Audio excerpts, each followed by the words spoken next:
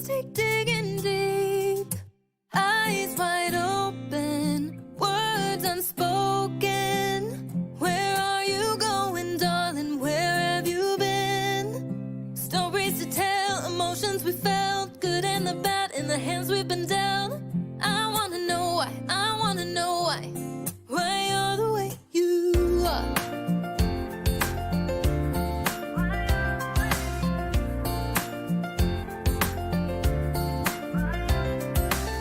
He's from the city, she's from the south.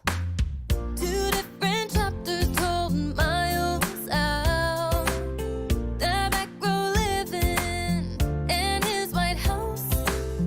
So many stories that I need to know. Not every story's written on a sleeve. Some stories take digging deep, eyes wide open, words unspoken. Where are you going, darling? Where have you been? Stories to tell, emotions we felt, good and the bad in the hands we've been dealt. I wanna know why you're the way you are.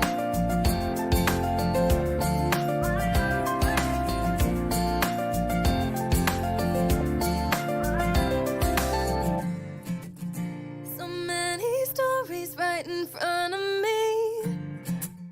Some people climb to heights I've never seen. Too many falling down off their feet. These stories take digging deep, eyes wide open, words unspoken.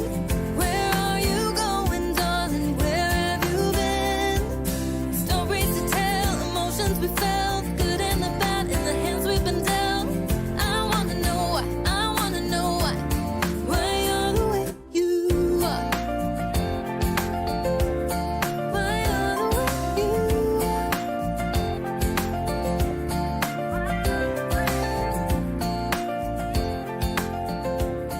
Why you're the way you are.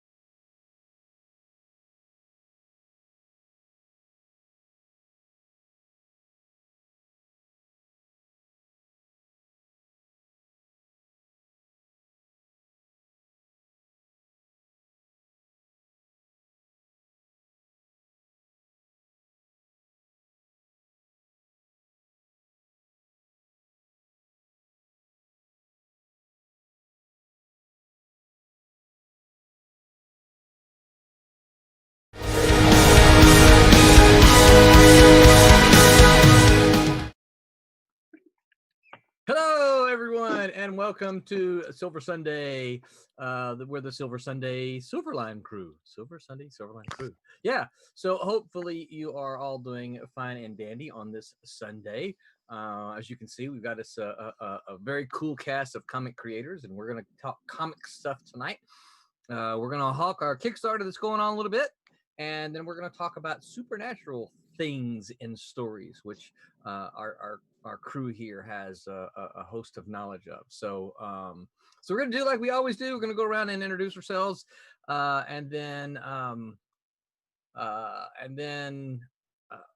somebody says, someone just sent me a message that said send me a link. I'm not sure who that was.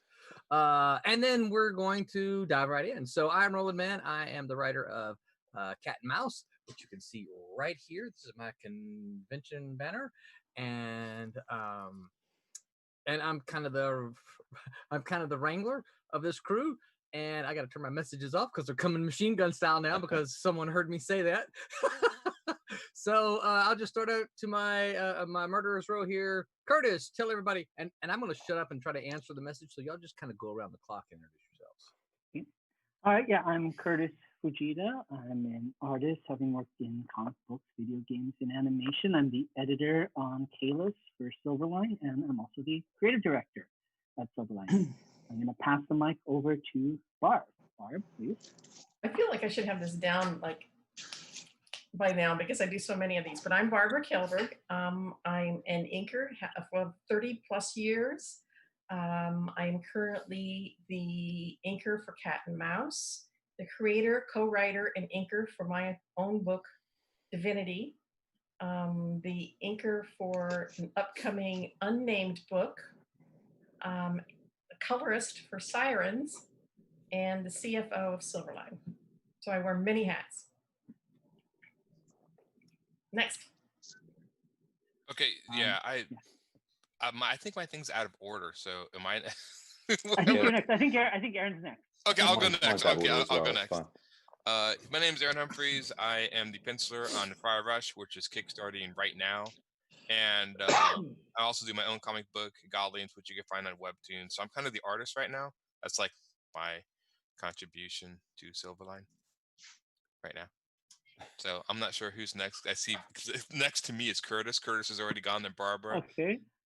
Let's Roland. go to John. Let's try. Okay, John. Let's go, John. Yeah, sure.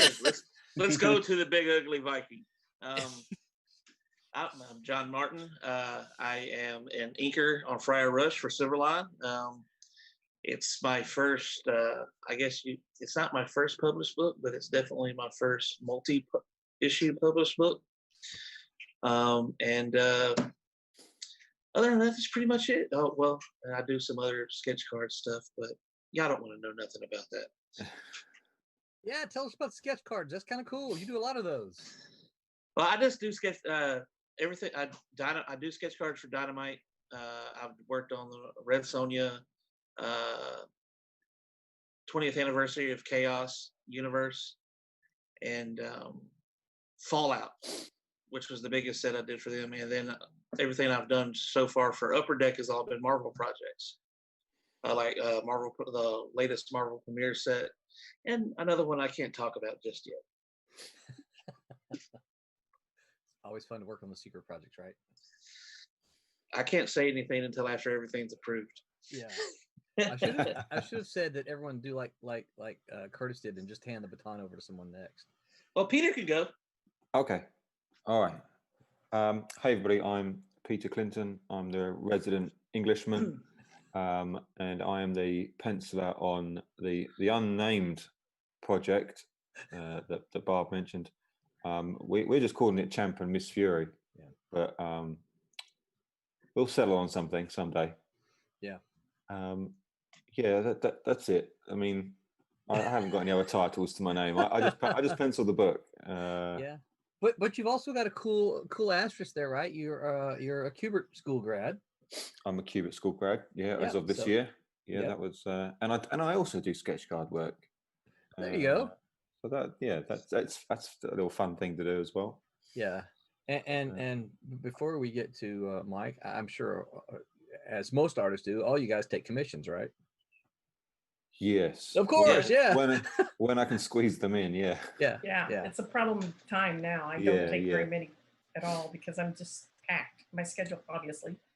Yeah. It's packed. Yeah. And last on the list, Mike. but not least, is Mike. Hey, everybody. Good evening. I'm Mike W. Belcher. I'm a graphic designer and letterer for Silverline. And I'm also the creator of Man Mask, which in addition to being in print. You can Oh, find cool! Look at that. And it's on Webtoons, right? Didn't you? Yep. I've seen all the social media this week. You've just started on Webtoons. as of this week. Yeah, give it a try. Why not? Sweet. Yep. And for all of you paying attention, we're going to have those, have all these links in the information so that you'll have a way to find them, all of us, as well as Man in the Mask, and as well as the Silverline merch store, where we have a lot of cool stuff up. And I apparently need to be reminded of this every single week. So thank you to the person who reminded me. I won't call you out and embarrass you here, but yeah, we have a Silverline merch store in which you can find some mugs. There's a really cool license plate. I know I think there's a mouse pad up there that's cool. And we're adding new stuff to it. I want to say every day, but it's not quite every day. Every week. Certainly, we take requests. If you've got something you're like, man, I really want to see this on a mug. You just let us know, and we'll do our best to find something to get it up on the merch store. Because really, the merch store is mostly for you more than for us. Although we look at it and go, "Oh, it looks really cool." It's for you. We want to be able to put the things that we create on things that you want to use in your daily living in order to support us, and we appreciate that. So yeah, and behind the scenes, who you'll never see or hear, but occasionally talks in our ears. If it ever looks like I'm talking to myself, I'm not. I'm actually talking to my son Brett, who is the behind the scenes producer, and also the wonderful deliverer of Frosties for tonight. So see. So he just spoke in my ear and said nasty things to me. Voices in his head. That's right. And that's how he gets away with everything he writes. I'm going to try not to hold this up too much because Barb is having Frosty envy at the moment, and so we'll try not to do that. So who's going to start off drawing tonight? We're going to well, you know what? Let's get the Kickstarter up, and then we'll talk about that, and then we'll get some art popped up. So Brett, can you put the Friar Rush and Bloodline Kickstarter up for everyone to see?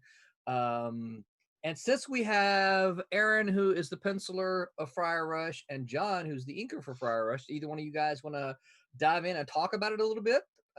They would rather hear it from you than from me. So you can talk, and we'll come in and fill in the gaps. Yeah, I'm trying to think of I don't know. I really like it. Like I've been following it. I'll let John go. Let me collect my thoughts. Well, oh yeah, let's put me on the spot. All right, let me feed your question then, and then you can take the question and run with it. So Aaron, how did you get involved with Friar Rush? How did you end up being the penciler on Friar Rush? I think I sent something in, if I'm not mistaken. I sent something in to you at about 20 years ago, some penciling. I think you had some because you contacted me to draw Friar Rush, and that's how I got involved with it and stuff. And yes, I really liked it. That's how busy I am. It took me 20 years to respond to him. Yeah, I'm like, who is this? And yeah, after I did a background check to make sure it was the same man. Yeah. And but yeah, I penciled it and stuff, and I really like it. You know, it's funny looking back at it now. The more I look at it, the more I really like it. I think I have some good ideas.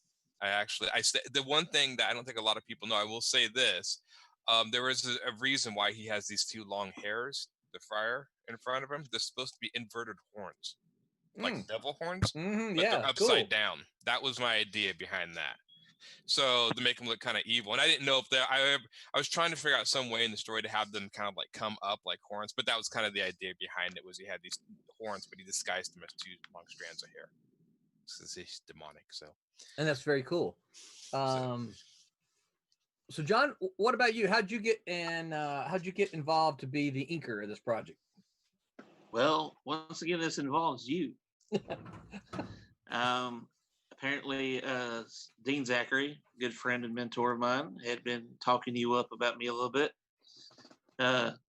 at the beginning of Memphis Comic and Fantasy Convention, he told you he said something about you looking at my stuff, and you looked at it, and before not too long after, on the first day, you said, "Hey, would you like to ink a book? I'll show it to you. Tell me what you think." And it kind of just went from there.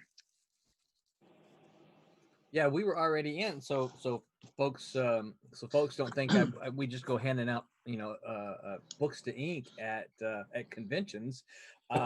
We were already in the midst of looking for an inker for this for Friar Rush, and Dean and I, it was something Dean and I were talking about it. This goes back to kind of the early when we had we participated in panels at the Indie event. Thank you, Indie event, for allowing us to participate in those this weekend.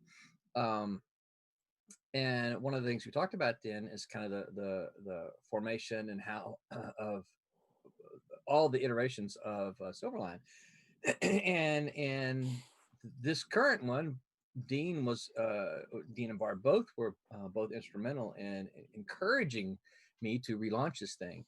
And so in talking with Dean about it, we were like, hey, we've got this project, we need an inker, blah blah blah. And it just happened to be John was at the show, and he's like, "You should take a look at his inks. He's a solid inker." I'm paraphrasing. I'm sure the first words out of his mouth were something like, "He looks like Voltan from Flash Gordon." Yeah. No, knowing Dean long enough now, that was probably the second thing out of his mouth. Yeah. Okay, what was the first one then? I have no idea, but okay. So I will say about this, and I see that Brett's just slowly scrolling through the Kickstarter page.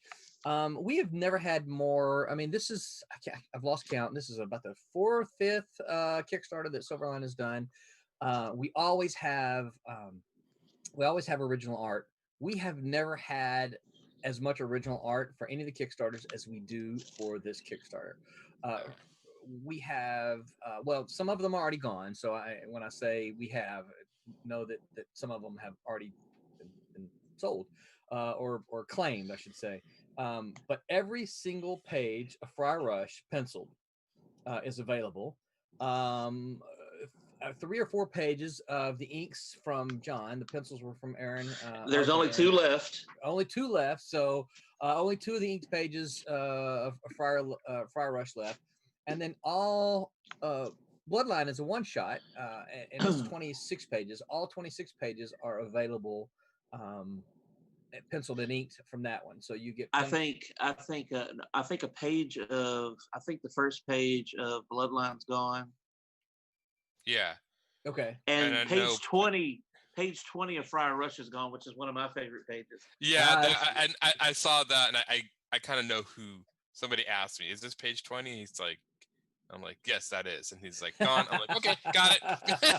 Yeah. I had to count and make sure it was. And he was like, yes. So, yes. All right. So after the book comes out, I'm going to get the name from me so I can show them the inks. How about that? Yeah, you should.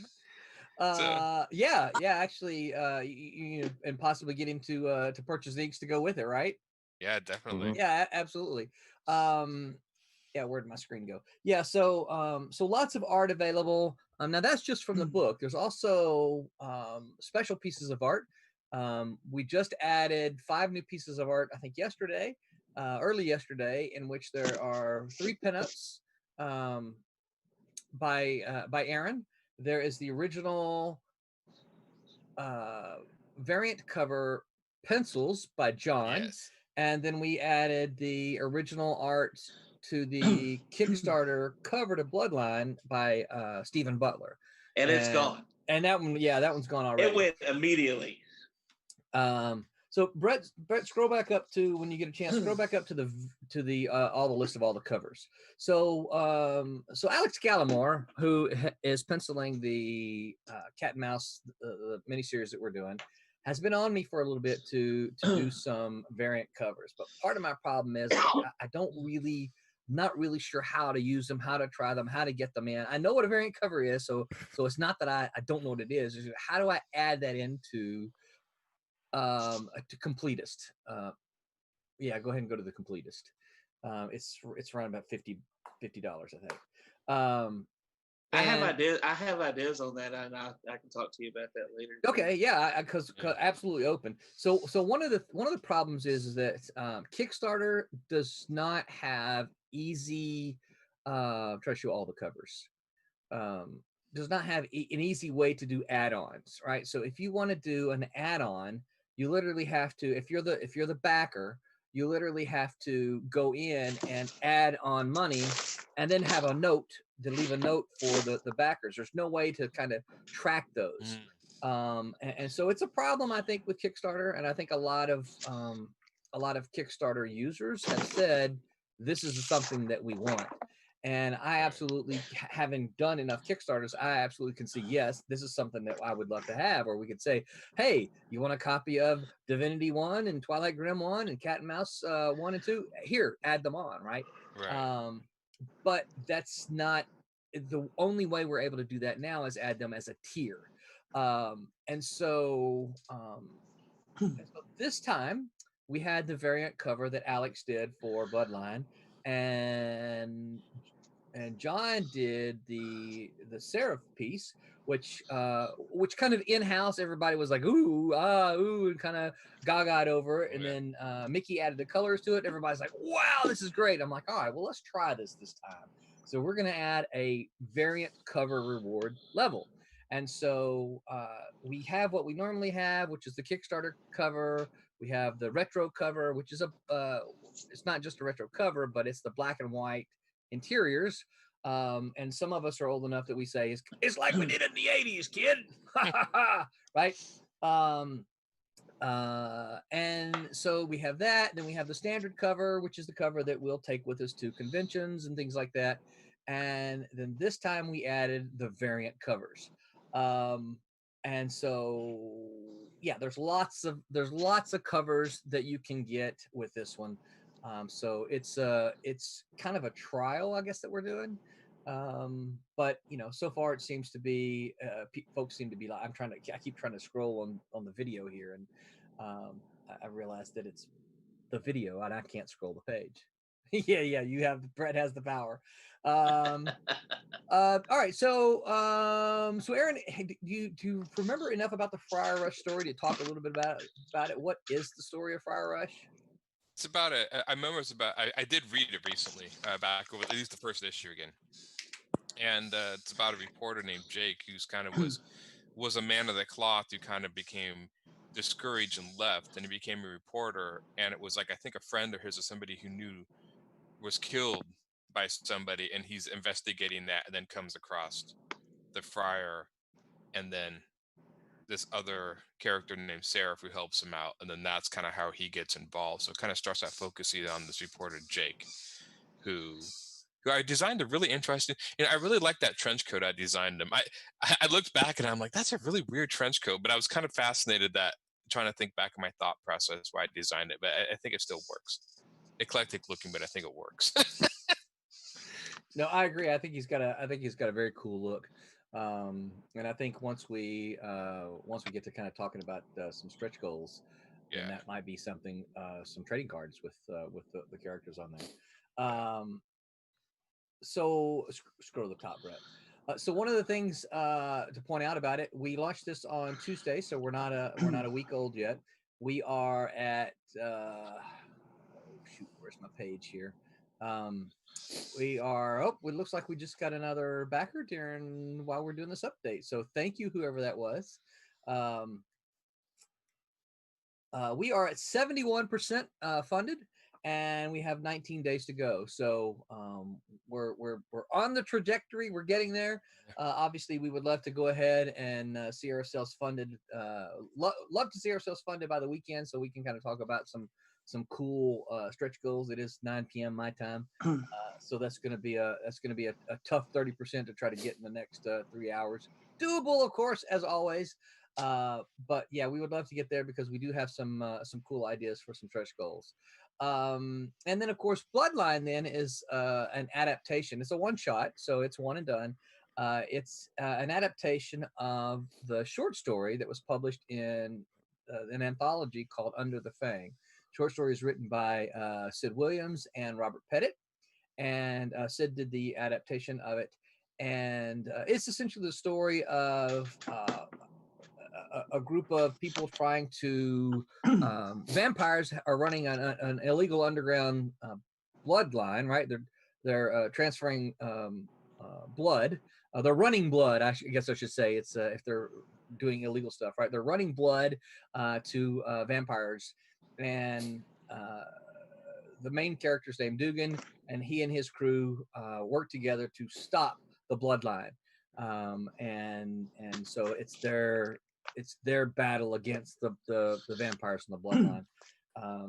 Both of these involve supernatural elements, which is kind of where we're gonna talk about tonight.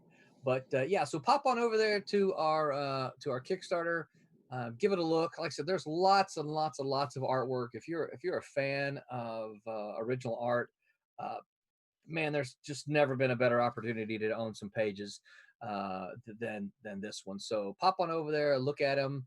Even if you're not a fan of original art, there's a lot of tiers. If you're just saying, look, I just want the comic book, we got that tier for you, right? That's the basic tier. You can get the comic and you can still support us that way. I do need to say, which I should have said at the onset, like every Silverline Kickstarter, these books are finished. They're done. We could send them to the printer right now, today. If we had the funds to do it, we could send them. And the other thing we need is the thank you. We need the names to put on the thank you page, obviously, for our Kickstarter version. So we don't have all of those yet. So pop on over there, give it a look, ask any questions if you got them. I do want to add that with every Silverline Kickstarter, there's also a retailers tier. And retailers, if you own a shop, you can go on there and there's a tier just for you so that you can have the books in your shop. Yeah. Yeah. I think that's pretty cool. I've seen that done before, but I like it when they do that. Yeah, absolutely. Yeah. And we've had a few retailers in support of us. Generally, they've been the ones that are kind of local to the creators doing the book. And so usually it's the creator reaching out to their local store saying, hey, this is a way you can support me and the project that I'm working on and still get books to sell. We give the retailers get as sweet as deals we could possibly get. If they get 20, I think it's 21 or more copies, you put the store logo on it for you. So yeah, it's a sweet deal. And so you guys should reach out to your local retailers where you do business and say, hey, I got a comic coming out. You guys should get some of these. And yeah, that's I think for overwhelming majority of our Kickstarters, we've had at least one retailer. I think the most we had was 3 one time. Thomas Flormonti says, good evening, everyone. Everyone say hi to Tommy. Hey, Tommy. Hey, Tommy. Oven says, I'm happy with the Marauder tier. It was a great deal. Yeah. And what Oven's talking about, there is a tier where you can get all of the comics, plus you can get a full set of the Marauder.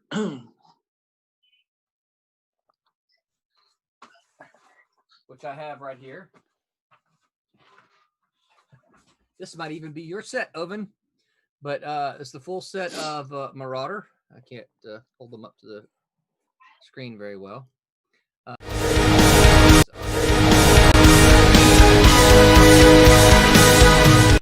Silverline 2.0, I think. 2.0? What? Oh, my producer's saying do it again. So, excuse me. These are Marauder, the full set here. Written by Sid Williams, penciled by Jackson Rennick, and inked by Chuck Bordell. So, yeah. Let's see here. Let's see what other messages we got. Oven, I think you're gonna be happy with that. Marauder is one that I like, and also Marauder is currently being colored. These are all in black and white, but Marauder is being colored by Rebecca Winslow. So we'll eventually be able to release that as in a trade in full color. Sorry. Wash Your Window says, you guys talk about comic books. Yes, we do. Kasisi says, evening. Hey, Kasisi, how you doing? And Steve Halsey says, who, for those of you who don't know, Steve is one of my favorite Orlando groups, OCDs, Orlando Collector Deviants, who the OCD is very much a friend of Silverline. He says, I like the fact Bloodline is an adaptation from a story in Under the Fang by Robert McCammon.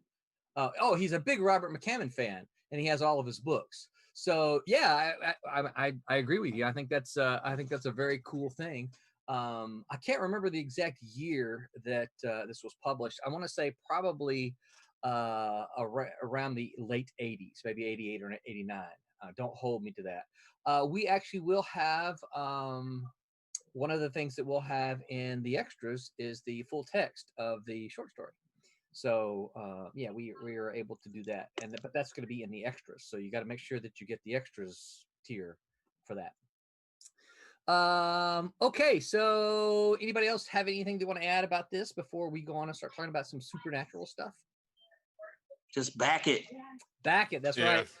John has spoken. Yeah, and the main thing is to share around. I can't emphasize enough how important shares are to independent Kickstarters. Yes, the backing and the pledging vital, right? We can't do it without that. But the shares, if you can share it, then your friends and your circles say, hey, my friend liked this project enough to put their money behind it, and therefore let me go take a look. So everyone's got that group of people. I mean, for me when I see friends post, hey, this is something you should try out, well then I'm gonna give it a look anyway. I may not back it. I may go, that's not for me, but at least I'm gonna go look. And I'll tell you a secret. Walter Simonson, one of my all-time favorite comic creators. I saw him post, and he doesn't do this a whole lot. I saw him post on social media. He said that he had been watching a television show, and I don't watch a whole lot of TV, but he said he had been watching a television show that dealt with the Vikings and Norse and all that stuff, and he highly recommended it. Now, if you know Walter Simonson, a recommendation for anything about the Vikings speaks volumes. And so the show was called The Vikings, right? And for anyone who've ever seen that, and I'm like, I gotta watch it. If Walter Simonson says this is a good show about Vikings, then I'm going to go watch the show. I'm going to check it out. And it was a fantastic show. I absolutely love the show. So I say that, I use that as an example only because that's the power of your voice to your circle. Is that the Ragnar Lothbrok? Yes. That is an amazing show. Isn't it though? Yeah, it really is. Yep. I've seen every season. It's brilliant. Yep. I agree. I agree also completely. John Martin, we have a Twitch comment here from Open Plan. Says John Martin has a good beard. Wubba says, hola everyone. So Wubba, were your ears burning? We were talking about you before our stream went live. All right, so Brett, we got an artist drawing on the stream. Let's get an artist up there. No, who's gonna draw first? Pete? Nothing. Yeah, I'm here. All right. It's just a scribble at the moment, but we're getting. That's all right. Pete, what are you scribbling on? Tell folks what you're scribbling. I'm just doing a pin-up of Champion this evening because energy levels are low. Okay, sure. No, I'm just going to do that, and yeah. What am I doing? How am I sharing this? Right, hang on. Yeah, I will say that was it last week you were putting out a page, and it was really cool to watch the scribbles turn into what they were turning to. Yeah. Yeah, that's the hardest bit. The hardest bit is the laying out. I find, anyways, is layout. I can agree with that because I've tried that and I failed miserably. It takes a while. When I've got something, I like, then that's all cool. I can just go for it. But and it depends how many fire engines we got in there.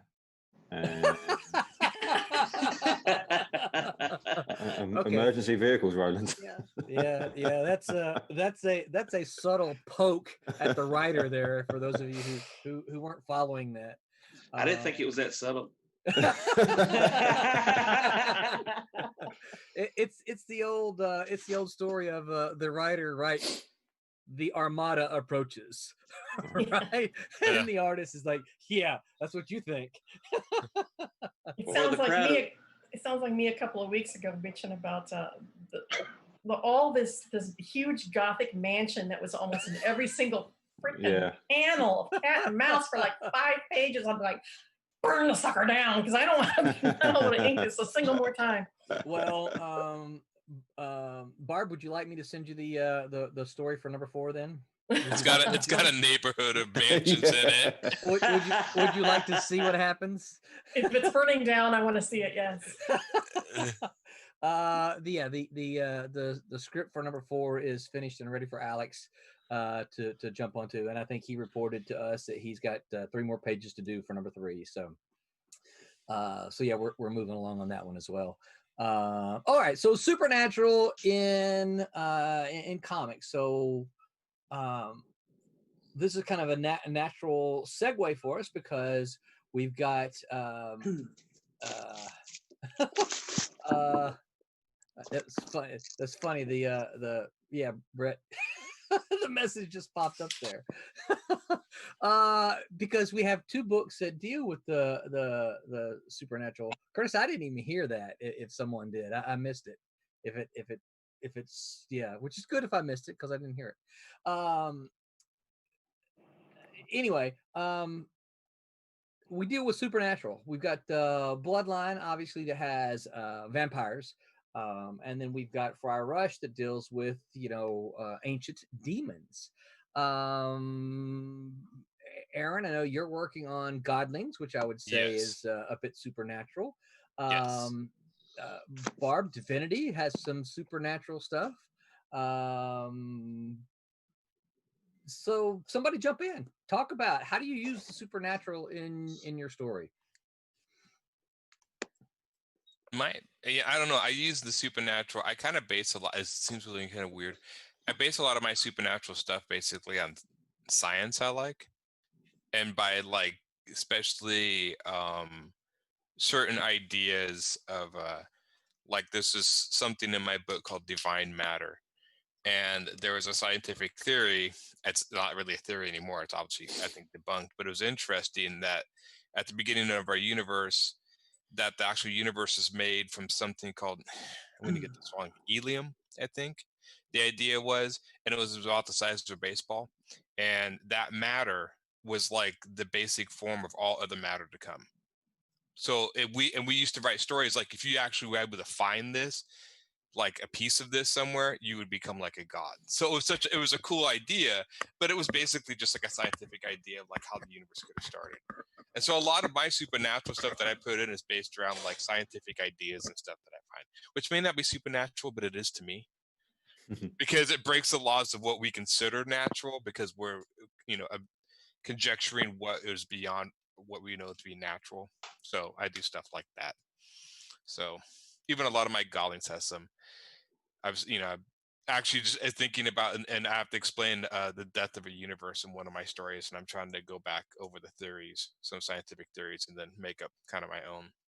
So that's where I come from. At least that's where I start to put a supernatural stuff in mine. I'll go next. Talk about Divinity. Divinity is about an 11-year-old girl who has the ability to heal. Now, just because it's an 11-year-old girl doesn't mean it's all ages, or it's a children's book. It's PG-13 because there's a violence and stuff in it. But she has a near-death experience, and when she's revived, she develops this ability to heal. Now, she's the only character in the entire book that has any kind of an ability. Everybody is perfectly normal. There's no spandex or anything like that. Her brother's a Marine. But I wanted to have this supernatural element, a touch of the divine. And, that's one of the reasons why the character is named Divinity. That's her name. But I never wanted to specify a specific reason for why she gained this ability or where it comes from, because I want everybody to put their own spin on their idea of the divine.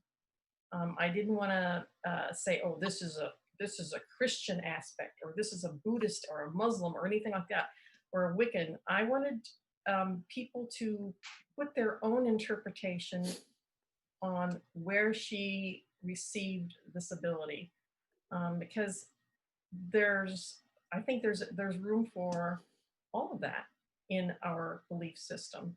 I mean, if you want it to be an earth-based an ability, good for you. But I am never going to specifically say where the ability comes from. That's mine.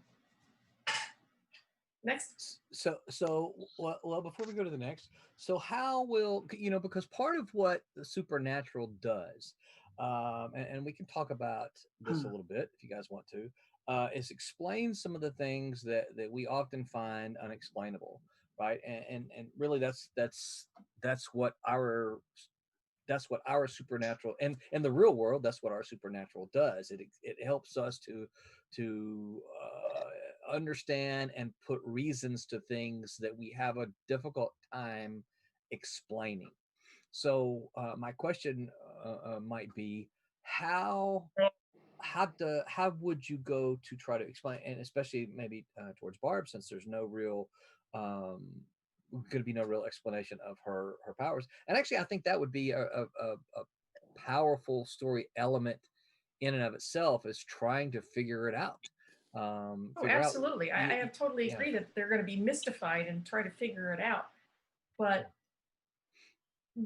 since we cannot absolutely prove the existence of God in any way, shape, or form, whether it be our God, a Christian God, or whoever's God, there won't ever be any definitive answer for that. It will be divine, but whose interpretation of divine will be questionable. Yeah. Somebody else want to jump in? Well, I mean, when it comes to supernatural, I mean, stories with the supernatural, besides just kind of dancing along the unknowns and, depending on, whether you're going into like Viking culture or anything like that. I mean, it also gives you something to kind of fear, fear of the dark, so to speak, that absolute evil in some cases.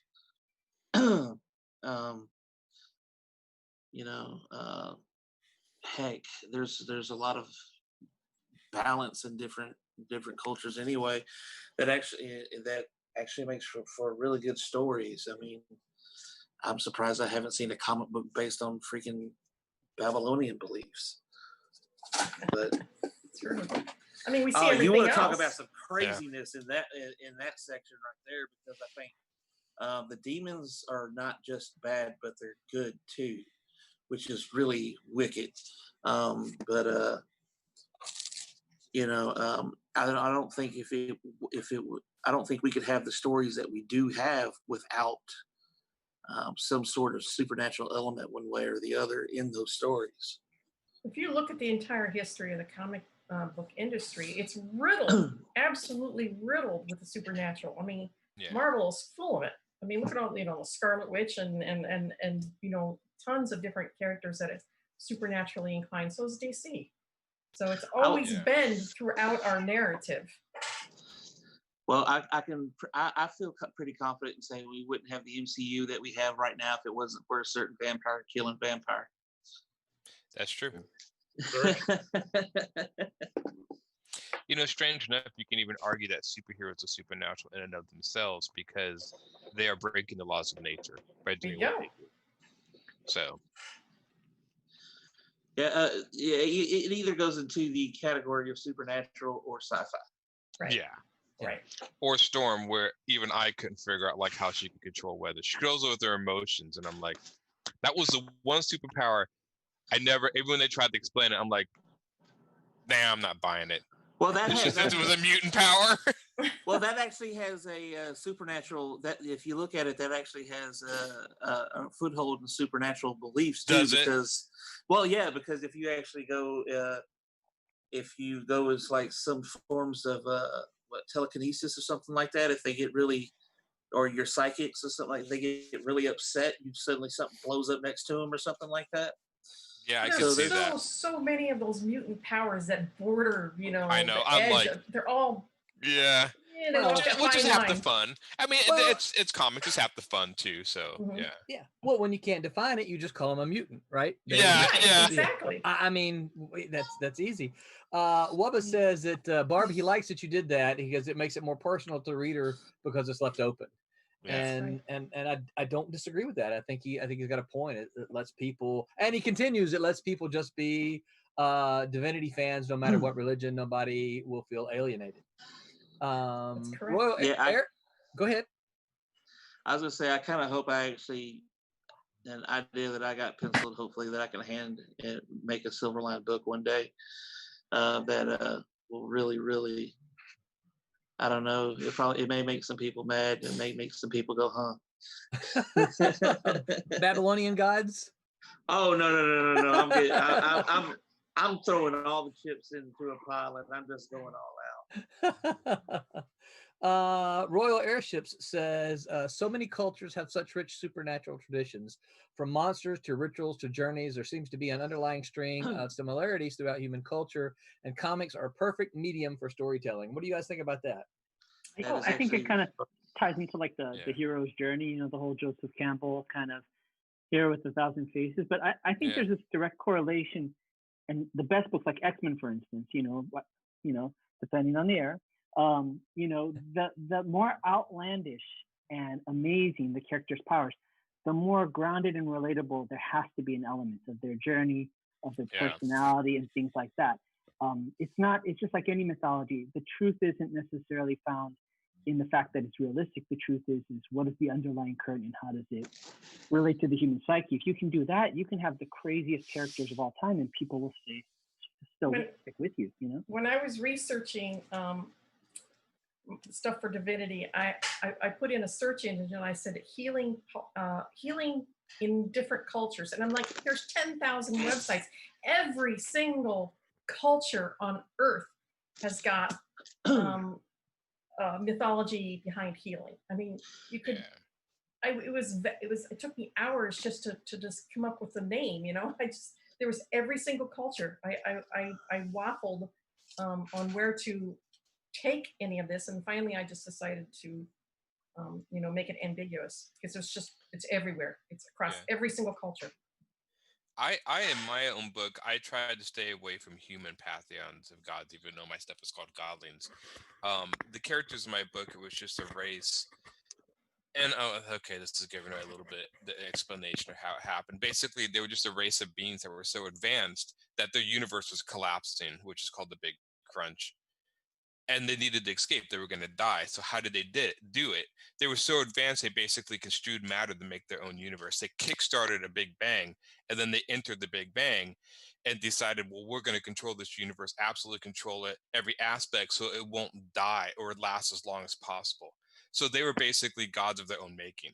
So even though, and that's how a lot of times I think, that's when these universes could be made. Are they actually made from other creatures messing with matter, and then they trigger a Big Bang, and then you can go into it. So, but I purposely try to stay away from human pantheons, because like I didn't want people reading background in reading my characters go like, well, that's not what certain characters in certain religions would do, or they're like, I just want to make up my own. So they're completely made up, and there's like the scientific bearing and stuff. So yeah.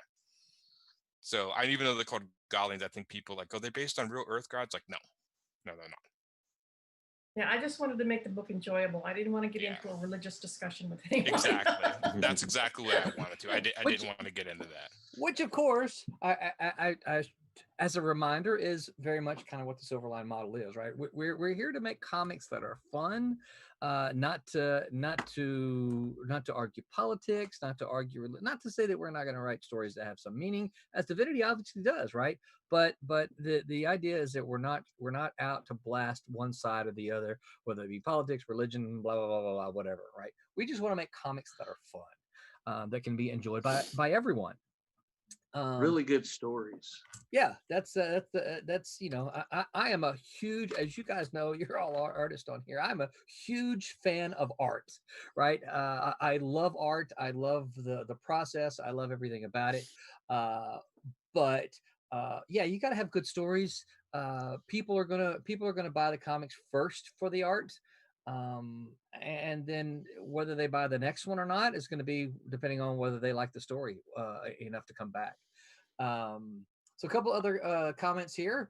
Royal Airship says hieroglyphics were probably just huge comics, which is fun. Yeah. True. He's very true. Yep. That's actually very possible. Yeah. Wubba says people have used Leviathan, Ishtar, and Gilgamesh. Those are Babylonian, and Tiamat. And then Twitch, they're talking about, yes, I did an adaptation of The Wizard of Oz. Thomas Flormani says, love comics that are fun. Love making comics that are fun. Yes, agree, Tommy. And you have been involved with a lot of fun comics. Mike, what about you? How do you, you know, Man in the Mask is not really a Silverline book, but we'll talk about, you're here and you're Silverline. Let's how do you approach supernatural elements in the Man in the Mask, or have you done it? Or if you haven't, have you thought about it? As far as the main book, as far as the main story, not really, but as far as supernatural elements, most of the time, it's kind of the same way I develop any character. I kind of start with a very human base. And if that character lends itself to more supernatural elements, and actually, you know, last year I did a Halloween story where I incorporated, you know, some very, I remember that. Halloween into a story. But I made sure that when I was kind of crafting it, I wanted to use a very human need about that. And you know, because most of the things that I enjoy about supernatural stuff is the idea of how fallible humans can be and how easy they can be, swayed one way or the other. And so you have, and a lot of the myth and the legends, the Faustian deals, and things that kind of could corrupt or save. But as far as Man in the Mask really isn't something that I delve with the supernatural much, but I'm a fan of it. Right. And when I watch certain things, there are things that attract me. But most of the time, I love the grounding of the supernatural elements. I think that helps people that are processing it, reading it, watching it, whatever. I think that kind of helps communicate the basis of the character, and then the myth can be secondary, but then also accentuate the humanity. Yeah, that sounds confusing, but that's kind of the way I kind of broke. If I was to use more supernatural characters in the book, is the same way I would develop any other character, is if that's intrinsic need of the character. But I do like the idea that supernatural throughout our years of history, typically supernatural elements were to explain something. This is the reason this happened. Yeah. That's the basis of all the Greek and Roman gods, any gods. It was to explain something. So yeah, I like those elements of supernatural. Eclipses. Eclipses were always explained by, supernatural. Yeah. Yeah. Why is it that werewolves only come out in a full moon? I don't know who came up with that. Yeah. I don't know, but Well, okay. So it's been a long time since I've done any research. Maybe somebody out there listening can help me out. But the truth of the matter is that crime actually does increase on a full moon.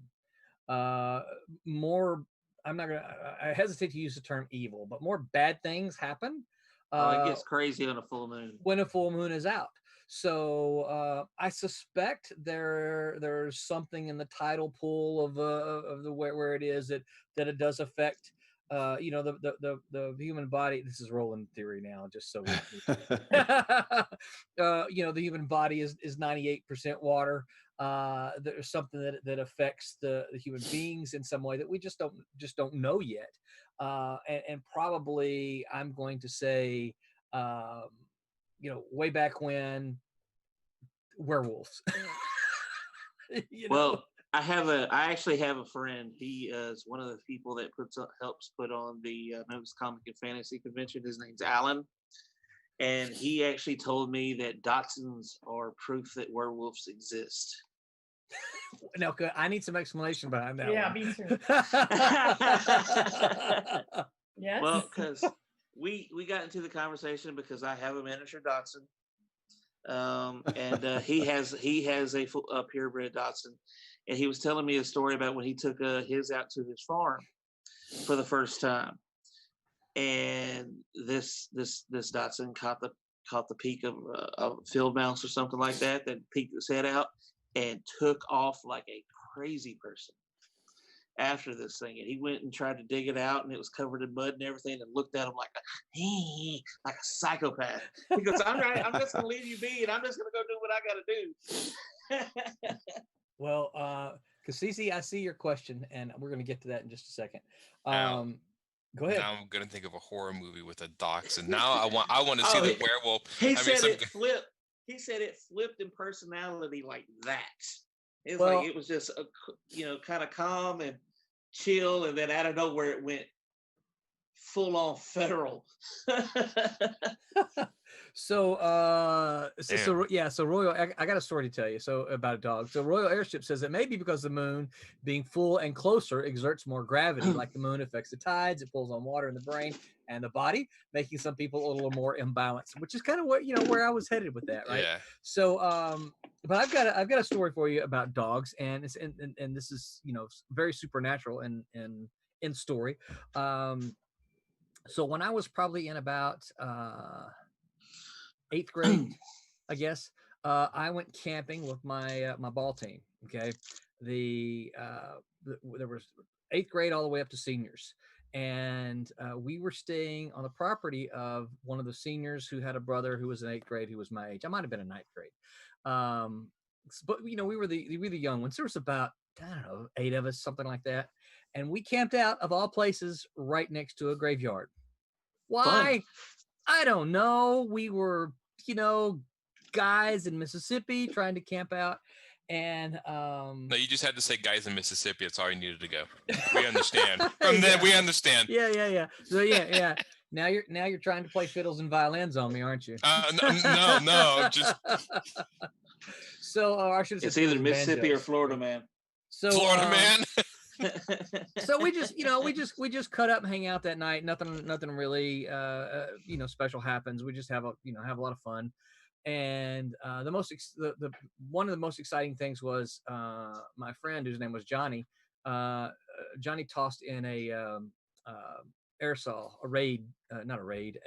an off can into the fire, right? And of course, if you know what a compressed can in the fire does, it explodes. Boom. Yeah. So once the seniors spotted that, we all had this, because our sleeping bags were all kind of around the fire, right? We all had to run until the thing exploded, and it was the coolest sight ever. But we got in trouble because we were the young guys. But it got so we all kind of settled down, and they had brought their dog with them. And at some point in the night, we said we were all pretty much conked out or just kind of talking in whispers at that point in time. The dog starts growling, just a really low growl at first.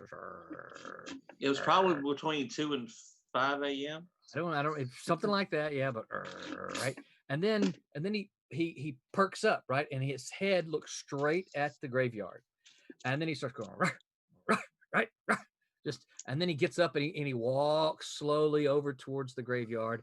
Just slowly slowly barking, right? And then he gets right up to the graveyard. So it was an old timey church that was beside the graveyard. The graveyard had one of those really low white picket fences.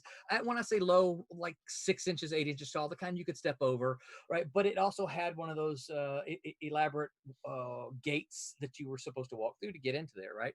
And so the dog walks up to the gate and stops, and he's just, excuse me, and it just, and of course we're all like, what the heck, right? And we're grabbing our sleeping bags and we're running to the car, right? And then he just slowly walks back every now and then, turns around and kind of growls, and then comes back to us.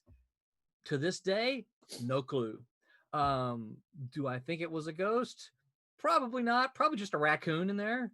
But still, it was one of the freakiest things that has ever happened to me in my entire life. Well, you know, they say that animals can actually see that shit. Well, yeah, that's the thing.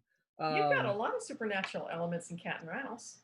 I do. Yeah. But you know, the other thing, well, and part of the reason for that is that it's set in New Orleans, and This is like the supernatural capital of the world. It is. There's so much stuff down there, and in fact, you know, Barb, thank you for lobbing a softball up to me.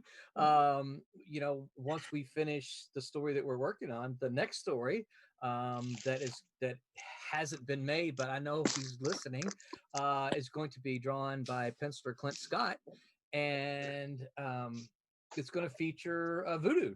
It's going to feature Marie Laveau and Bayou John, which are both historical figures in voodoo, and so yeah, they'll both have to deal with that. I've got some kind of long-standing plans for some of the stuff that happens there, but yeah, I'm really excited that we're just starting work, and we'll see more of it in the coming weeks. But yeah, there's that, and another thing that we've talked about doing is some other. Well, I'll talk about that later. But it's very much. I've tried to do the research. Of course, I'm from Mississippi, so New Orleans was really close. But I've tried to do the research on New Orleans to find out, you know, the things that are there. Of course, Demon sort of plays into the idea of the Rougarou, which is very much a New Orleans thing, and that's that's the story that Alex Gallimore will be drawing after the Demon miniseries. Is we're going to do after the Cat and Mouse miniseries, we're going to do a Demon miniseries that's going to deal with Demon kind of being taken as the Rougarou.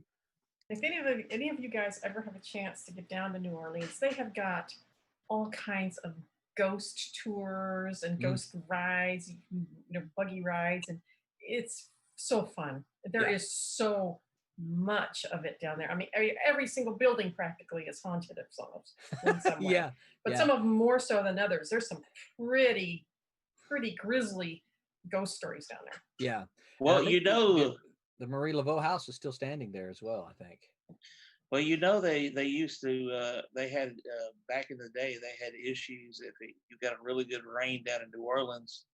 Oh, yeah. Sometimes you'd have caskets and bodies floating down the river after a really good rain, which is the reason why they have so many crypts down in New Orleans. Yeah. We have a similar situation in Dubuque, Iowa, which is right on here on the border of Wisconsin. And I drive through it to get back to my home state. They used to have a graveyard that sat down right next to the Mississippi River. Oh, that's a great place to have it. Yeah. Really? Yeah. I mean, this is way back. Whose idea was that? I don't know. Dubuque is an old town. It had the first Catholic diocese in the Midwest. And of course, they figured out that this was not a good place to put it. So they dug it all up and they moved the cemetery and they turned that into a children's playground. And they're still finding bodies. They're still coming up. Every time it floods, they get more bodies come up in that playground. And, yeah, that's a really smart idea. That seems like a story in itself. Oh, does it? Though? Yeah, like the. Wubba says he thinks the werewolves. Wubba says he thinks the werewolves came from the hair disease that causes the hair to cover the complete human body. I don't know. I haven't done enough. I mean, I'll take your word for it. That does exist. There was a couple of kids way back when they were actually twins that had it. Oh yeah. Yeah, I I can't remember remember what seeing. it's called. Um, I know what it's uh, called, but I forget. yeah. Tommy says he grew up in New Orleans and he loves the food there. Wubba He says, would go to "Come." food. Yeah. Wubba says, "Come to Wisconsin. It has tons of haunted old places." And he says he grew up by one right in Glenwood City. Don't tell him I live in Madison. What's that? I live in Madison. Yeah. Yep. Yeah. So I think we established earlier that you and Wubba are neighbors. That's right. Well, you I always really got. go ahead. I was just going to say we always got the supernatural elements here in Memphis because you also got the blues here too. So Yeah. they always talk about the blues and the crossroads and Don't all you that have stuff. Elvis's ghost? Yeah. Oh, yeah. supposedly, yeah. Supposedly he's walking around Graceland. But he's a polite ghost. He walks around and says, "Thank you very much." Or where's my peanut butter and nanners? I am really cool says there's a lot of ghost tours downtown. I went to a couple of them and they're scary at night. Yeah, I could see that happening. All right, so Kasisi has a really good question that I figure we'll talk about for a bit. He says, "Are there any supernatural abilities or powers that you steer away from the fear that they cannot be expressed in art?" Oh. Yeah, that's a good question, isn't it? No. I don't think so. I think if you're creative enough, there's nothing that you can't express in art. Yeah, I mean, look at the Invisible Woman. Yeah. Exactly. Yeah. Yeah. Easiest draw penciling job invisible- ever. I know. Let's draw invisible people. Okay, so since I know we're not going, but one of my all-time favorite indie comics from the 1980s is Inviso World. Do any of you remember that one? It was done by I want to say Eternity published it. It was done by Gary Denier. And literally the whole thing is nothing. It's all y'all remember John Burns' Snowbird Blizzard issue and Alpha Flight? Yeah. Yeah. It's Similar to that, except there's literally nobody in it. There's words, there's dialogue balloons and thought balloons and sound effects and captions and some of the it featured Green Inviso and Green Inviso with arrows, and it was hilarious. I laughed my way all the way through that whole thing. No art in it at all, unless you consider lettering as art. There was no art in it at all, and it is one of the funniest things. But everything was invisible. Yeah. Sorry, that was a segue because you said invisible woman. You couldn't. I mean, yeah. So what else? Any other thoughts? What you steer away from anything? I've always thought telekinesis they've done it a lot in comics, but it always would be hard. They've always, look at Psylocke. They gave her like the green energy stuff, but you always had to Xavier always had to be touching his head to move something, because if he wasn't touching his head, you were like, well, then you couldn't tell he's moving or reading his mind.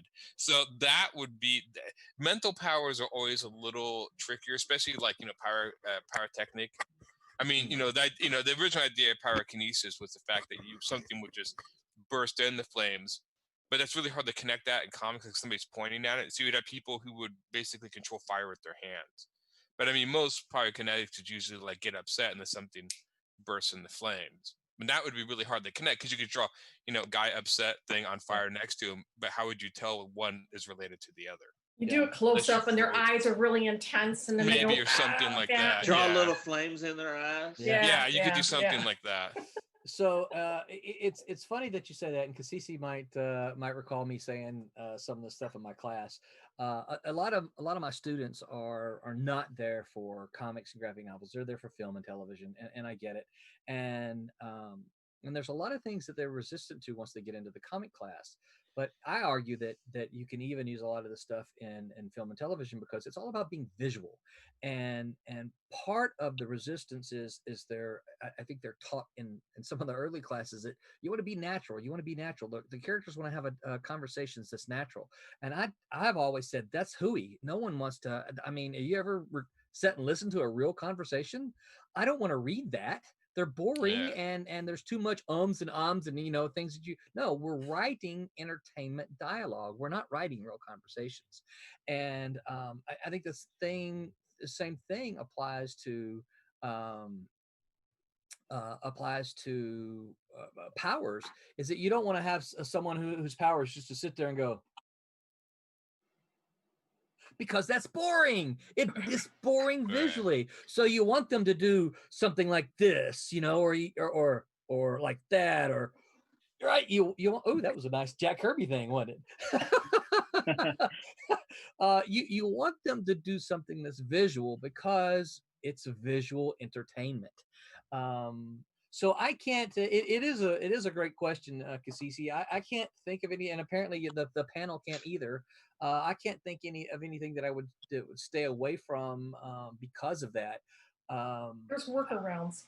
Yeah, I mean, Kasisi, if you've got any ideas, sure love to hear them. Or if there's something you're thinking, oh well, what about this? We'd love to see it. Hey, Ramal, glad to see you. Glad to see you here. But yeah, I think we just have to be aware that you know it is a visual entertainment, and you have to be aware of that. I think there's a whole visual, you know, language and shorthand with the gestures. But what's fascinating is, you know, you look back at ancient times, you know, there's certain gestures that are related to, you know, that are across the board. Like if you look at, there's these caves that are on the Silk Road between China and India called the Dunhuang Caves. And there's all these murals of different gestures. And it's actually for martial arts reference, but actually if you look at statues of Buddha, of Jesus, a lot of things, there's always this gesture of one hand upright, one hand down, or at least one hand up, right? And that's the warding off that goes all the way back to India. And if you're familiar with, if you watch like Japanese anime, like Naruto and stuff like that, where they're making like these gestures with their fingers. And what some people don't know is those kind of gestures are actually writing letters and symbols in reverse, like writing runes in the air to signal to the spirits and all that. So there's this whole gesture dialogue that's been going back centuries, and comic books I always think is like the current iteration of that, you know? Yeah. So it's fascinating. Yeah. That is cool. I almost think the idea of doing magic, like a lot of times the Japanese way of doing magic with the talismans on the forehead, the different writing, that stuff is really cool. I mean, that was the one thing in Harry Potter that kind of bummed me out. They had a scene where they had these international festival of all these wizards from all over the world come, and they all use wands. And I was like, man, that would have been a perfect opportunity to show like how, because like African people have different ways they do magic. Asian people have different ways they do magic. I mean, there's different interpretations of how magic is performed all over the world. And you get this really cool mixture of like certain people doing mass and talismans and all these things, but you kind of drop the ball. It's like it's all wands. Like, but yeah, when I've read other books of other you know, cultures, how they perform and do incantations and magic, it's always fascinating. And it's very foreign. It makes it a little more scary when you see, like, especially voodoo. How like voodoo people perform magic. It looks more scary than like, say, a Dungeons and Dragons wizard or something. I want a staff. I want a big staff. You shall not pass. Yeah. Yeah. Well, I will say this: when it comes to the voodoo, it depends on which incarnation of it you're talking about. Because there's voodoo, and then there's hoodoo, which kind of looks like voodoo. Oh, really? I didn't know there were different interpretations of it. Yeah, hoodoo's not good. Or no, wait, is it? No. Maybe I got that. Maybe hoodoo is good. I can't remember. Be careful, don't curse yourself. Well, it's all pretty much the same thing. Hoodoo is what they tend to refer to it in New Orleans. Voodoo has sort of become the more touristy thing, so that when you're walking in, when you're walking along Bourbon Street, you see all the voodoo stuff. Yeah. I can't remember what it is, but there's actually a name for the dark art side of that also. I can't remember the name of it.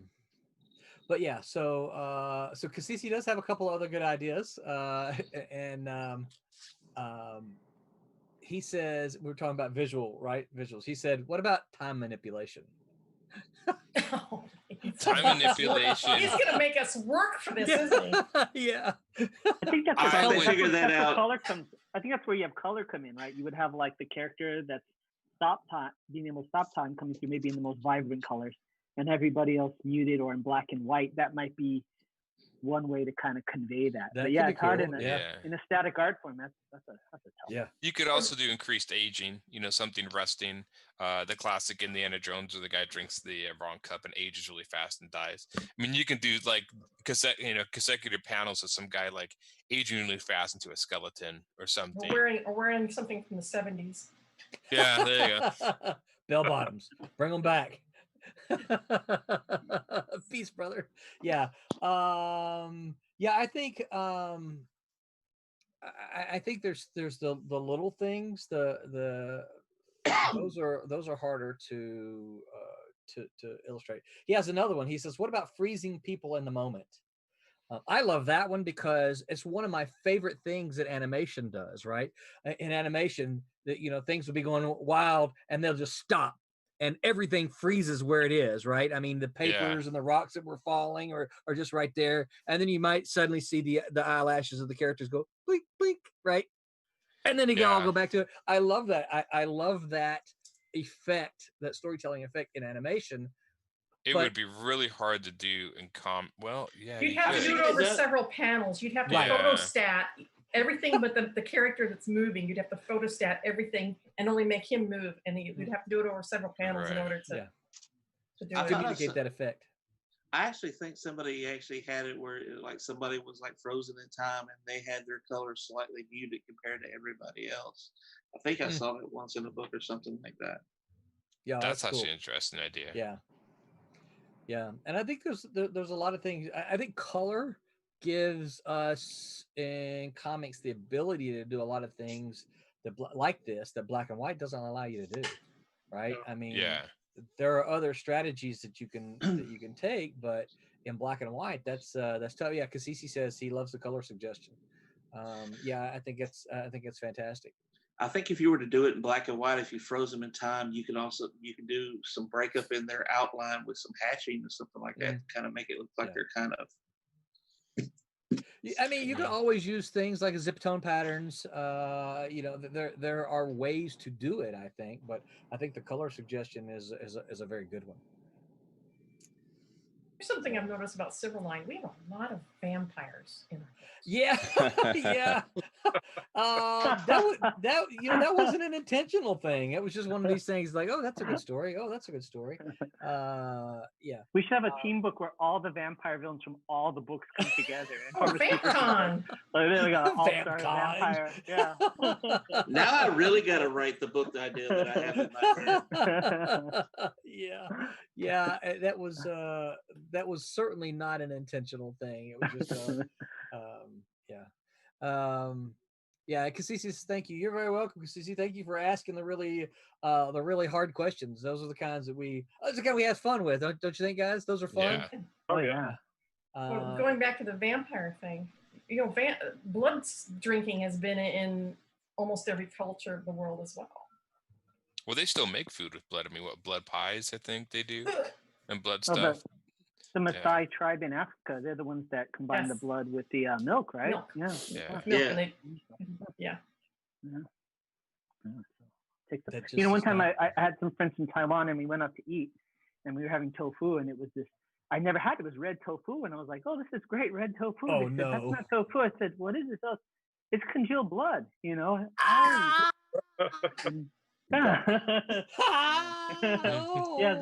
that's the only time I had that. But yeah. So don't eat the red tofu unless you know that.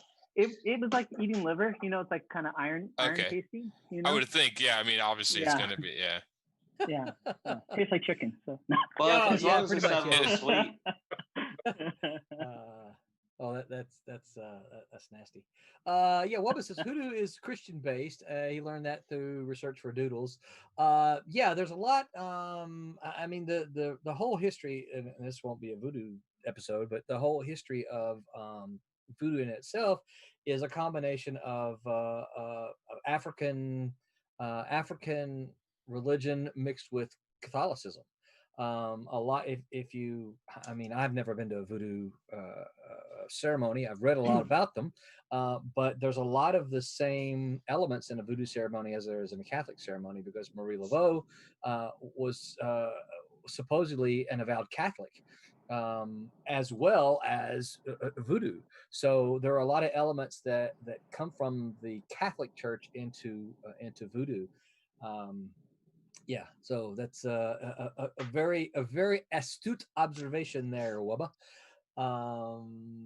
Okay, so I think let's see here. Royal Airship says Wisconsin still has werewolf sightings, and he says he went to New Orleans for a month, and something definitely followed him back home. Did he pick Wow, that's anything up intense. out of somewhere? Yeah. He may have picked up something was attached to. Yeah, it's possible. Yeah. So, any other thoughts about that? Those things. Those are some good questions, Cassisi. We need more of those. It would be an interesting book, though. You went on a trip and you brought something back with you. Sounds like a possible Yeah. Divinity arc. Yeah. Since she's traveling, right? All right. So before I ask another question, anybody else got something to toss out about supernatural stuff here? No, well, okay. I don't know. They were thinking like the idea where werewolves came from. The two things where I think, if I remember hearing certain things, one, skinwalkers from Native American tribes, I think was an influence, and I think the actual idea of werewolves came from a French tale or a French legend, if I'm not mistaken. Please don't say Red Riding Hood. No. It was something like, if I remember right, I was reading about like something was attacking a village in like dark times, and but then again, whether they thought it was a werewolf or the idea of a werewolf came from that, but it was something like that. And I think a little bit, this may have to do more with witches, but the god of wine, Dionysus or Bacchus. Bacchus. Oh. He would do a ritual where he would have his woman and he would like, stir them into a frenzy and they would go out and kill. And I think, and that would happen in the moonlight. And so I don't know if the frenzy and the moonlight has something to do with that. I know there's certain, and I think a lot of these things are just, you could probably trace it back to numerous tales just being passed around from country to country, and then everyone has their interpretation. Oh yeah, because we know where Dracula comes from. Exactly. Vlad the Impaler. Yeah. Yeah. Yeah. Exactly. Yeah, and the thing about it is, I think that so many of these supernatural legends like that, they're all European legends, right? Most of them, yeah. Yeah. There's some African vampire beliefs that are pretty freaking wicked. Yeah, some of the vampires from other countries like Africa and stuff are like crazy cool. You want to elaborate on that? Yeah, that sounds very interesting. I'm trying to sit here and remember it because I remember I was really fascinated by it when I was reading them. They're kind of like it. The best way I can say it is the English version of a succubus and a vampire. It's actually combined. That's kind of cool. Yeah, and they there's a certain burial ritual that they had to try to keep them from coming back. That involved actually, I think it involved iron or something of that nature, and a bunch of other stuff. It was crazy. Yeah, well, that was, part of the succubi, I think, came from the legend of Lilith, which is more of a Jewish legend. That Lilith, the mother of demons, cast out, would come and steal the, let's just say, the nocturnal goings on of men, but that sort of stealing the sort of sexuality of men at night. And then I don't know what she would do with. I don't know if she turned into demons. That's a Jewish folklore, and you could see the succubi being stemmed from that and stuff. Yeah. Cassisi says we're talking about the werewolves, and I'm not sure I'm going to pronounce this right. Cynocephaly, the dog-headed people. I'm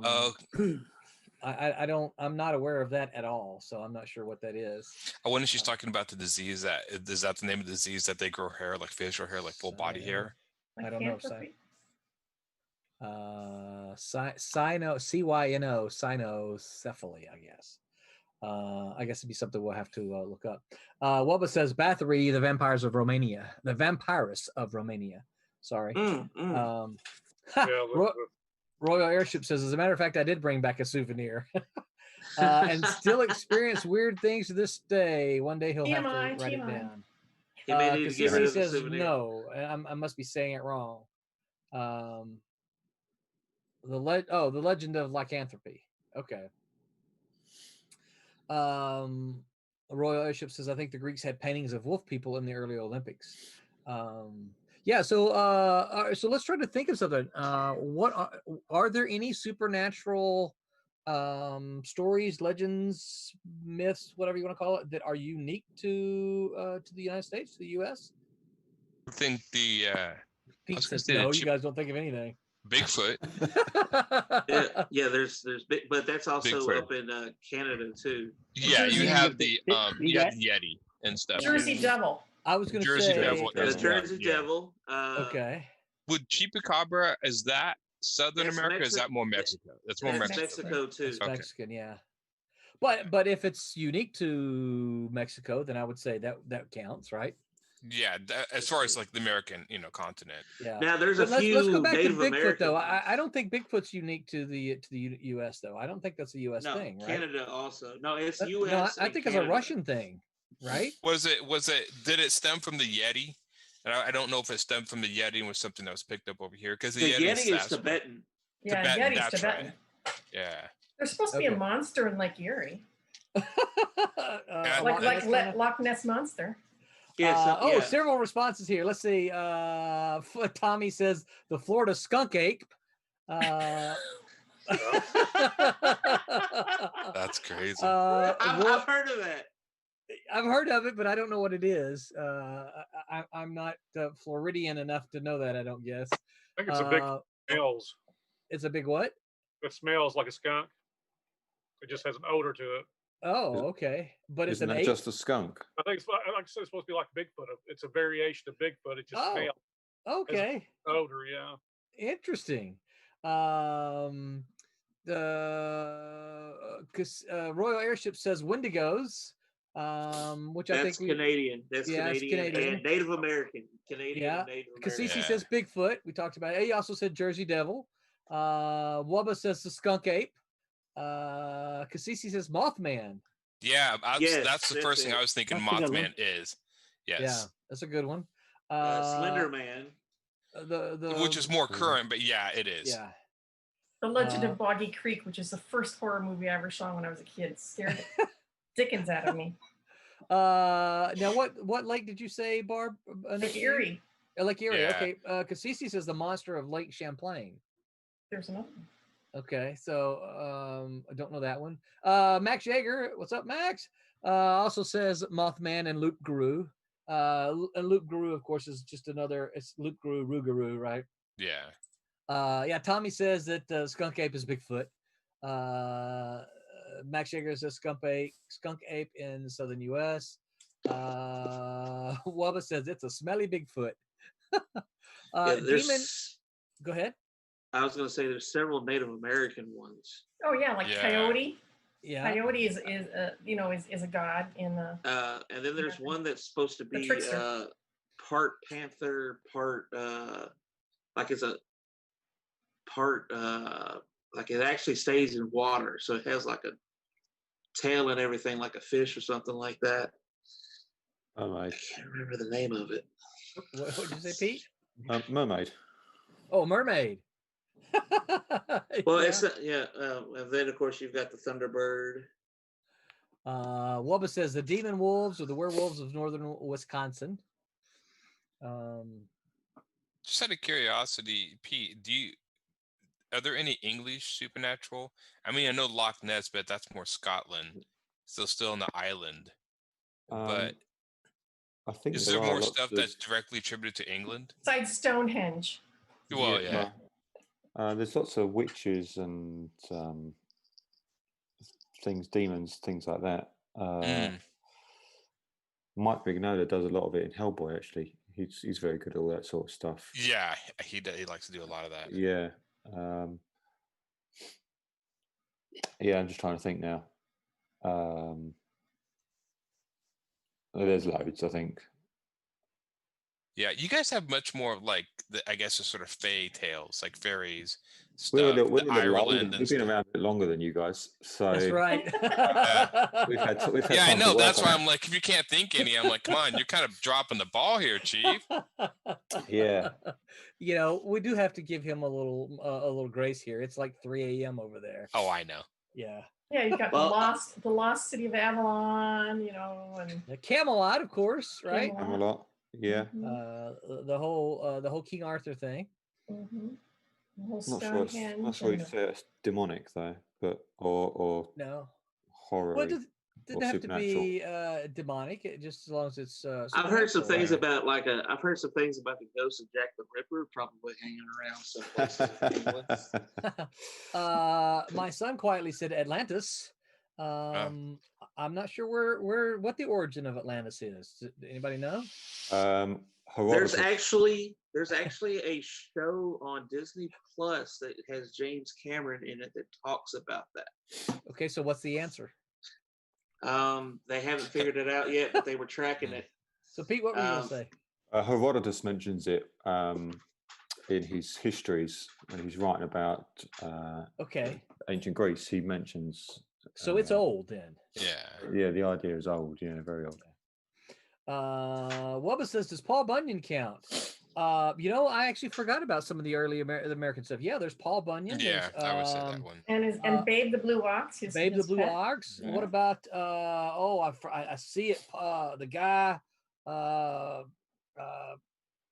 laying the trains. tracks.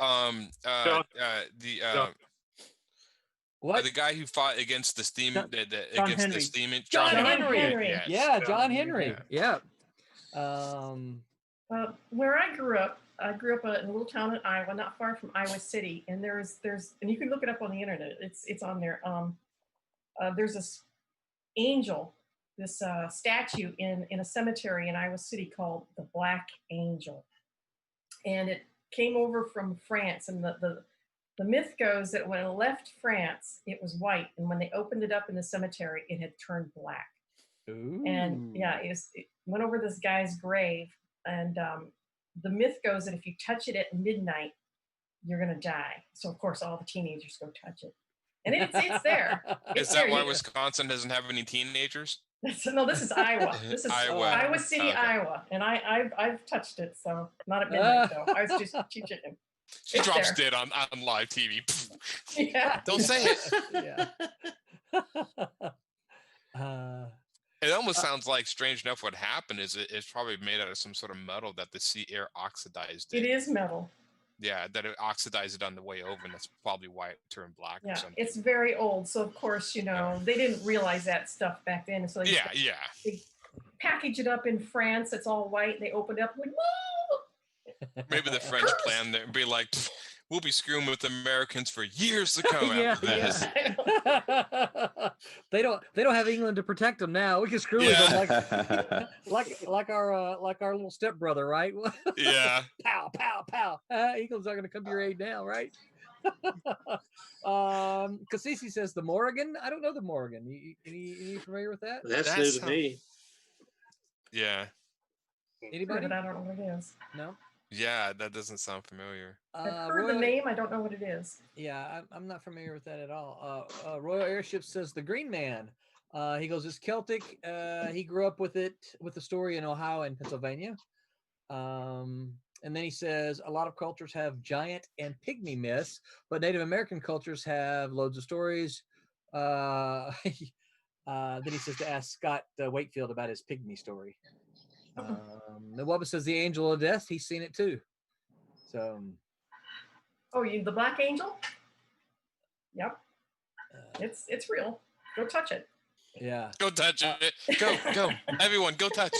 But I don't want to. They close the gates because of the cemetery is so popular for that very reason. They have to close the gates at midnight. But the teenagers, they figure out a way to climb over, you know. Yeah. You got to touch it, dude. You'll never be a man unless you do. That's I mean, right. I'm not a man because, Yeah. Okay, so Cassisi says the Morrigan is Celtic or Irish. She represents the three maidens. So the fates. The fates. Okay. I like a bunch of the Druid lore too from Ireland. Yeah, that stuff's So, really cool. so here's a question then, and this is not to get into defenses of faith or anything like this, but are there any supernatural things that you won't touch in your stories just for personal reasons? Like, yeah, no, I'm not going to do that. Not saying you're condemning it. Not saying you're condemning it. That's not what I'm saying. But is there anything you're just like, yeah, I think that crosses the line for me personally? I have no limits. John has no limits. I'll go I'll go nuts on that. It doesn't matter to me. Strangely enough, Christianity, I think, just because it's so personal here.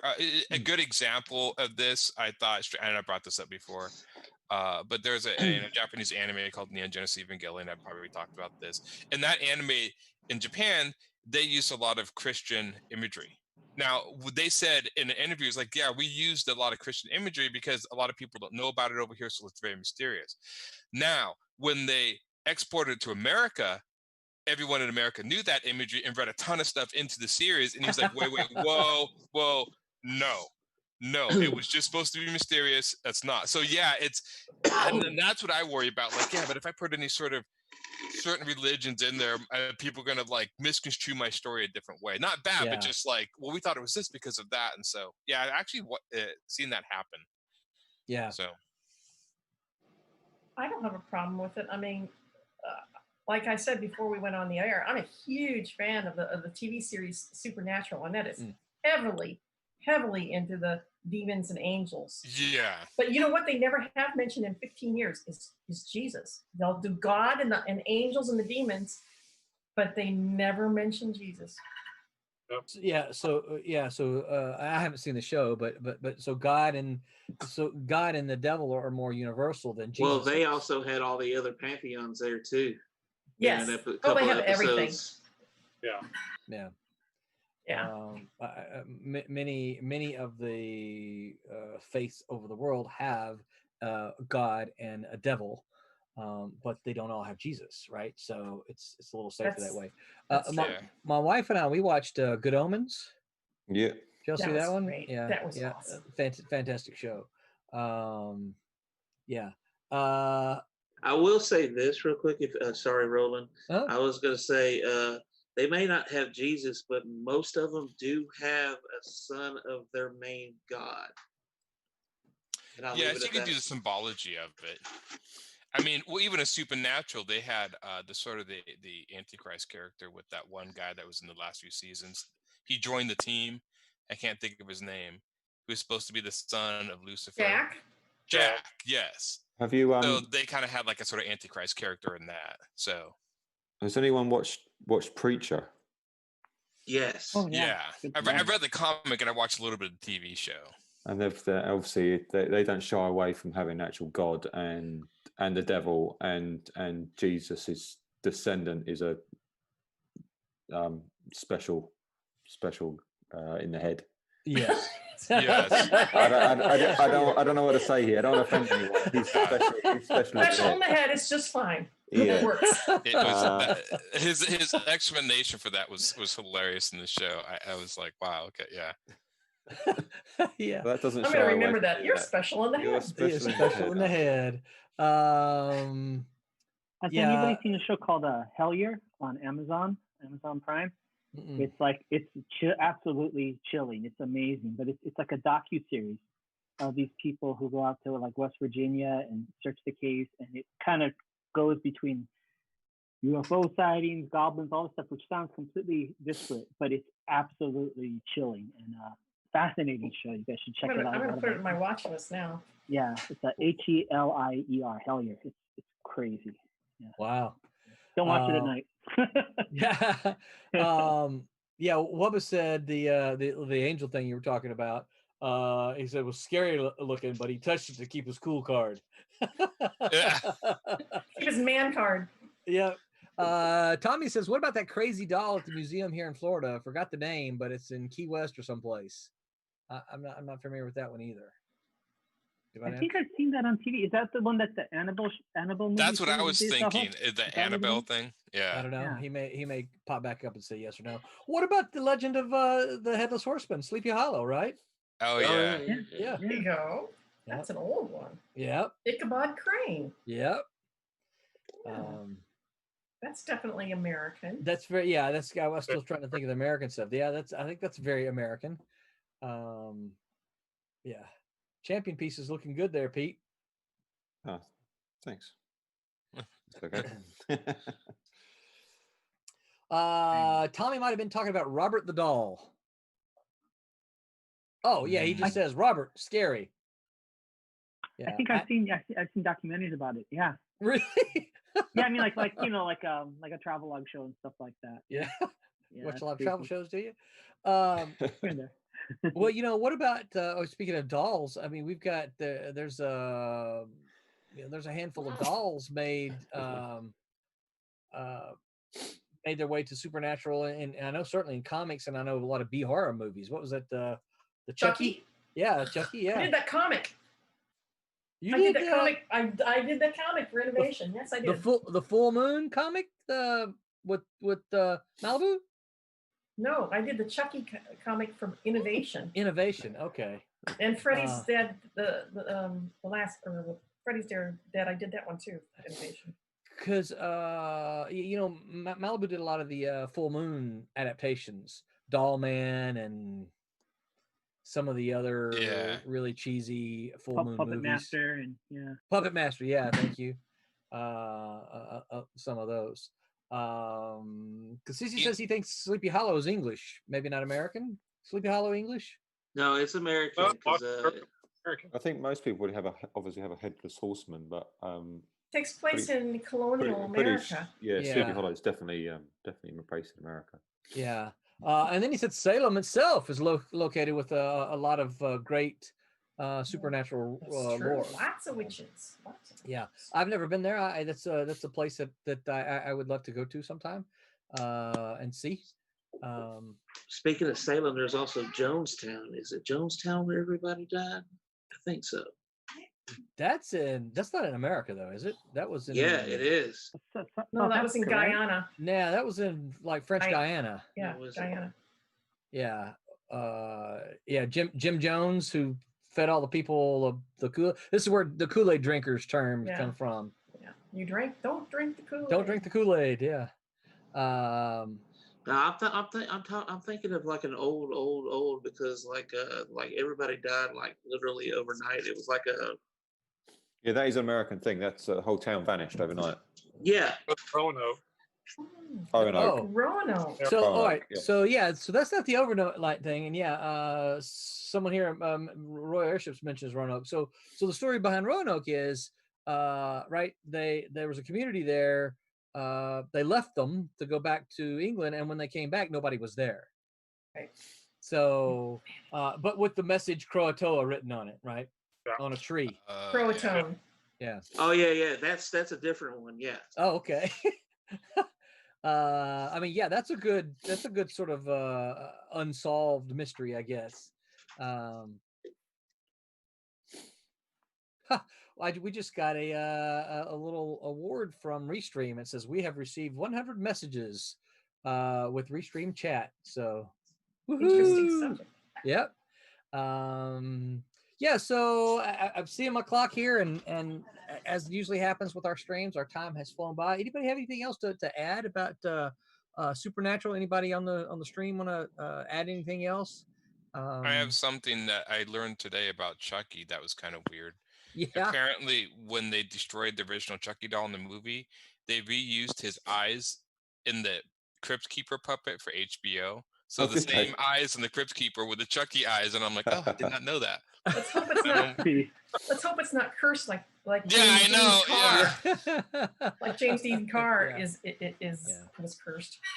I don't remember which of you said it earlier, but I think that certainly superheroes plays very much into the whole supernatural elements in stories that we like so much.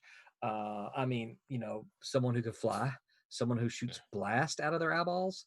You know, if that's not supernatural, I don't know what it is. So I think very much that you know, pretty much any of the superhero kind of comics, you could consider those as a supernatural thing. Now, maybe not supernatural kind of in the way we like to define supernatural, but I think that maybe technically they all are. And I don't know that I mean, I think as kind of as a group here, I don't know that there's anything that we really shy away from in that, because I think there's always, as we said early, there's always a story, right? And what we're after is a good story. Yeah. There's not a whole lot I haven't done in 30 years. Yeah. Yeah. When you've been around as long as I have, I've seen it all, kid. Yeah, well, you're a freelancer. If you're paid to, ink demons, you ink demons. So, That's right. Yeah. Yeah. Well, you're right. When you're a freelancer, you kind of, you kind of beg for works, and whoever will give it to you. There's a work on mine that doesn't often make my resume. 3-issue miniseries. Curtis, you'll remember this, I know. It was a 3-issue miniseries I did for Malibu called She Devils on Wheels. It was about it was an adaptation of a B movie from 1968, Herschel Gordon Lewis, about an all-female motorcycle gang that went around killing guys. And terrible movie, like I said, 1968. As a freelancer, I'm begging for work, and Tom Mason, who I think we mentioned before, Tom Mason, his words to me, I think I still have the letter. He said, "My task was to polish a turd."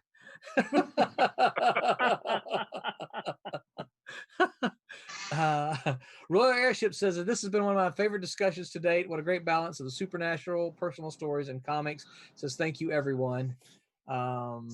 Kasisi mentions D.B. Cooper. he was a real person, though. Jumped out of the plane. Yeah, and disappeared, right? I don't think D.B. Cooper's ever been located, right? No. I think that's probably because he went kersplat somewhere, and then the bears ate him.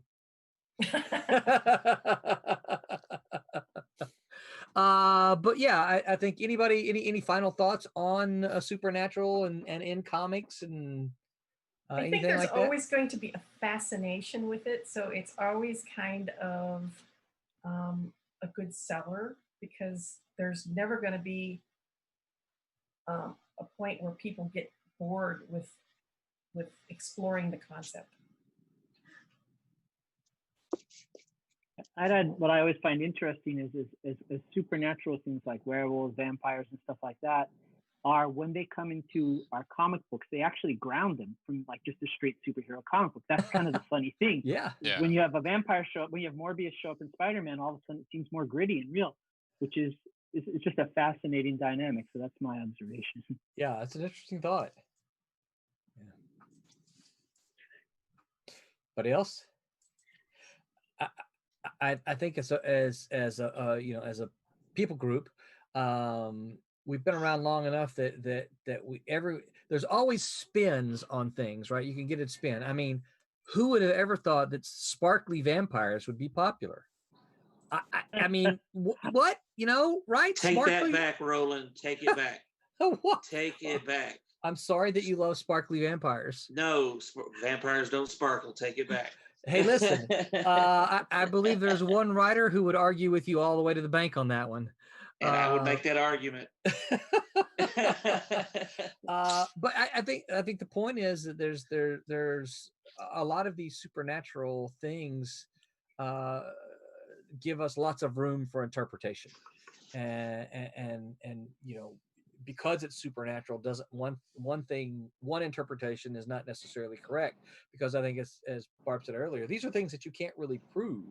And so who's to say, my story of the werewolf is not the real story of the werewolf as opposed to somebody else's, right?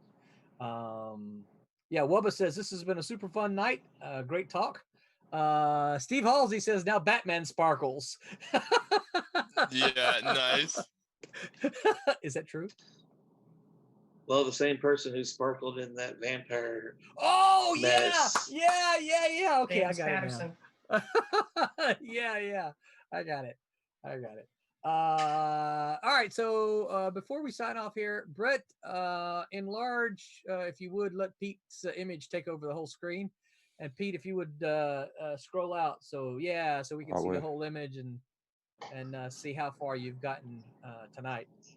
It's looking awesome. Yeah, so that we can Yeah. all. Very- Yeah, nice. Very cool. Looks very Sweet. Now, Pete, are you doing all this digitally? Yeah, yeah. Okay, yeah. all right. It's easier. It's easier for these. No. No, you're not going to hear any complaints. I was already looking ahead to the Kickstarter and Oh right. Yeah, Yeah. usually I do my roughs digitally and then just print them out in blue line and just go from there. But this might still be something we see show up in the Kickstarter somehow. yeah. Yeah. I'll finish it off. Yeah, Cool. I'll post it. Yeah. All right. Well, thank everyone for. Oh, actually, let's hit the Kickstarter one more time. Brett, can you pull that up and we'll go talk about the Kickstarter one more time. So don't forget, everyone, we still got the Kickstarter going. It hasn't been live yet for a week. It was launched on Tuesday, and I'm going over to look to see where we're at. So we are at 71%. We're more than, let's see, 17. I can't do Barb. I need some math here. We're at 1782. Our goal is 2,500. How much more do we have left? 750. Oh, Less you're than pulling out a 750. calculator. Oh, It's I less- should have done that. It's like 727, 727. 727, I think. $750. 700. Okay, so we're about $750 away from goal. 2,500, right? Minus 1782. 82 equals $718. $718. So we are $718 away from goal. So you guys get over there and check it out. Lots and lots and lots of original art. Lots of cool variations of the comic, the variant covers. We've got the black and white editions, our retro editions, which we did just because initially we thought it was kind of cool, but apparently a bunch of folks think it's cool as well. So get over there and check that out. And please remember to always share it to your friends who you think would be interested in it. Wubba says it's looking sweet, Pete. Thank you. And Kasisi says thanks all. Kasisi, thanks so much for stopping by and loading us up with some really cool questions. Me like chickens says, hey, I like this comic. So all right, yeah, Brett, spam that one. If you will. So yeah, get over to the Kickstarter, check it out. Lots of cool stuff there. Share it. Meanwhile, we'll go around, tell everybody where they can find you online. Kurtis, we'll start with you. Where can folks find you on the interwebs? Sure, you can find me on Facebook. It's Kurtis with K, last name Fujita. You can also find me on YouTube and Instagram through my martial arts school. That's Tiger Crane 805, and you can also find that same site on Facebook, Tiger Crane Kung Fu. Now I haven't seen a training video from you recently. Have you posted one and I just missed it?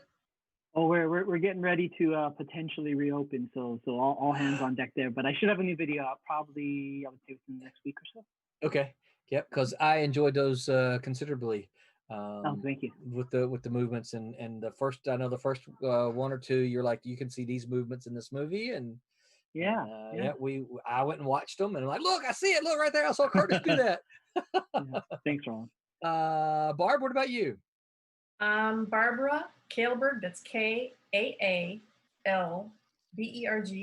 You can Google me and find me all over the internet. I've got Facebook, you can find me under that. Twitter, you can find me under that. DeviantArt, I've got a DeviantArt page. Wow. Yeah, I'm the only Barb Kaalberg on the internet, so go Google me. Yep.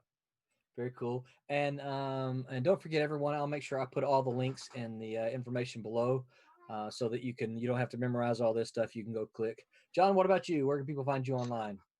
Well, I'm on Facebook, Twitter, Instagram, and Patreon. In one form or another, it's either John Martin or John Vampire Martin or John Vampire Art. So John Vampire was fully ready for tonight's supernatural conversation. And it's just something folks used to call me, because I'm actually really big into vampires myself. Oh, So somebody called me like John Vampire in high school because I was actually reading that book in high school, that Vampire Encyclopedia. oh yeah. So And it not stuck, Twilight. huh? and it just kind of stuck What around. was the question, Pete? Not Twilight. No.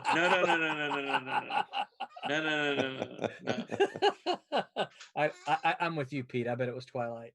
You got the posters on your wall. No, it's got Kiefer Sutherland from Lost Boys on the cover where he's sticking his head out from the darkness. Aaron, what about you? Where can folks find you on the interwebs? Facebook. You can find me under my name.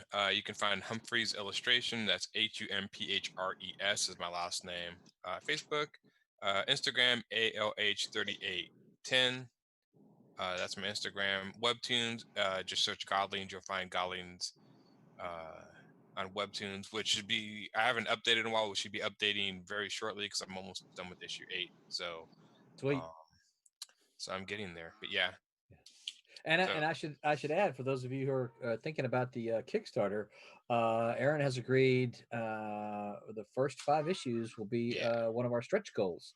So we got to make it, and then we can add that to the stretch goals, and we get to see the first 5 issues of Aaron's Godlings. Yes. Yeah. Digital downloads, but yep, yes. Yep. Be stretch goals. Pete, what about you? Where can folks find you online? Oh, it's real easy. So Facebook, Instagram, Twitter, it's all Peter Clinton Art. Instagram primarily is where I post most things. Okay. I realise now everyone's now looking at the cat, not me. It's so sad. I know. I'm sorry. It's kind of like, I know. He does this. My bad. Cats are always scene stealers, aren't they? Yeah. And I told him just when Pete talks, get in my lap. Yeah. So you post a lot of art there, Pete?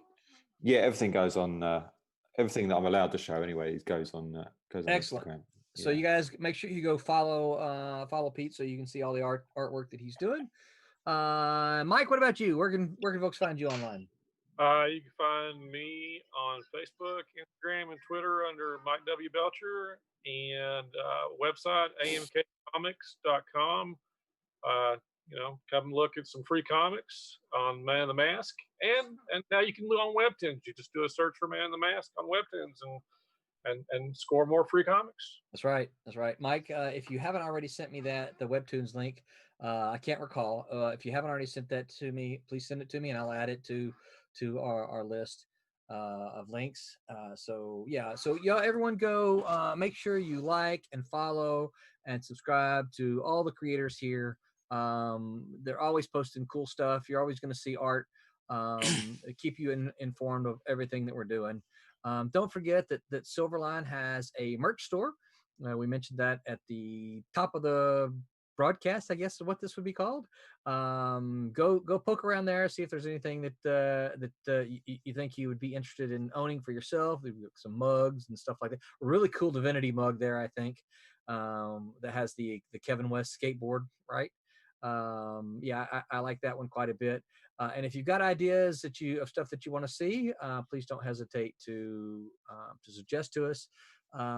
Tommy says, great show. Cassisi, I think I already said, Cassisi says, thanks all. So thank you, everyone. Tomorrow night, we'll be one-on-one with Aaron Humphres, who and the cat. We're going to find out all about what makes Aaron tick. And providing our art for the night will be C. Michael Lanning, who is working on a new project. So tune in with us tomorrow night and think of some really tough and hard questions for Aaron so we can put him on the spot and force him into some answers. Really all right, everyone. Me. Until then, make mine Silverline. Good night, everyone. Night. Bye. Pete, I'll get you Later. one of these.